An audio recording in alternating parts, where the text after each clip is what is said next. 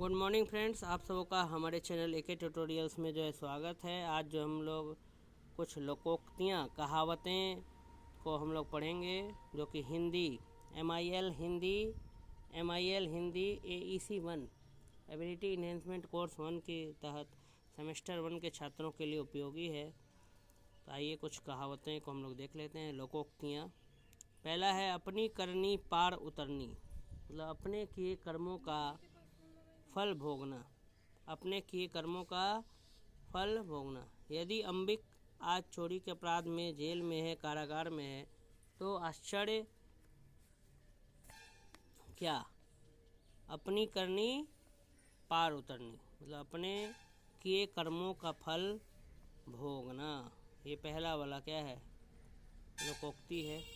दूसरा है अकेला चना भार नहीं फोड़ सकता, मतलब अकेला व्यक्ति असमर्थ होता है। राम ने बहुत समय तक चोरों का सामना किया, किंतु वे भाग गए। सच है कि अकेला चना भार नहीं फोड़ सकता है। अगला है अरहर की टट्टी गुजराती ताला, मैंने छोटी बात के लिए बड़ा प्रबंध। आपके इस मोटे खद्दर के कुर्ते में सोने के बटन देखकर तो कहना पड़ेगा कि अरहर की टट्टी गुजराती ताला।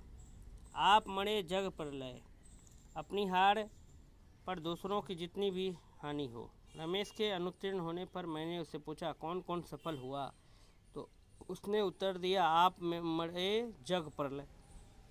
आप काज महाकाज, अपने हाथ से किया हुआ कार्य सर्वोत्तम होता है, सबसे अच्छा होता है। श्याम के हाथ में कुछ अमरूद देखकर उसके मित्र ने पूछा श्याम, क्या तुम स्वयं बाजार से अमरूद लाए हो? तो श्याम ने उत्तर दिया जी हाँ, आप काज महाकाज। आम के आम गुठलियों के नाम, एक वस्तु से दो लाभ। रमेश के पिताजी सदैव बबूल की लकड़ी जलाने के लिए खरीदते हैं। उनका कहना है कि बबूल की लकड़ियों में आम के आम और गुठलियों के नाम है, क्योंकि जलाने के पश्चात वह कोयले बन जाते हैं।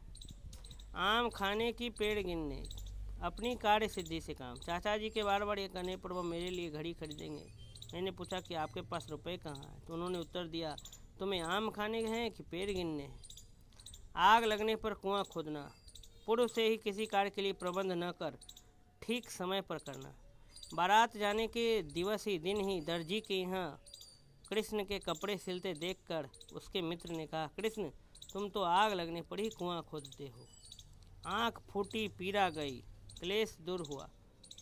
जब श्याम की सौतेली माता की मृत्यु हो गई तो उसके मामा बोले श्याम अब तुम सुख से रहो, आँख फूटी पीरा गई।